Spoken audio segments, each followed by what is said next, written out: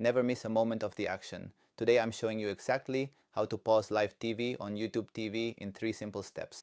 Whether you're grabbing a snack or taking a call, pausing live TV is a game changer. Let's dive straight into the controls. Step 1 is all about accessing the player bar. While you're watching any live stream, here is what you do. Simply press the OK or select button on your remote to bring up the player controls, then navigate to the pause icon. On mobile, just tap the screen once to reveal the overlay and hit that center pause button immediately. Step 2. Understanding the pause limit. You aren't just pausing, you're creating a temporary recording. YouTube TV allows you to pause for up to 2 hours. This buffer stays active as long as you don't change the channel. Be careful, if you exceed that 2-hour limit, the stream will automatically jump forward to the current live point.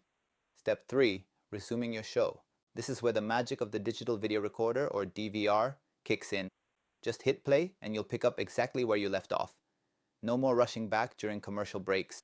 The best part? You can fast forward through any commercials that aired while you were paused until you catch up to live TV.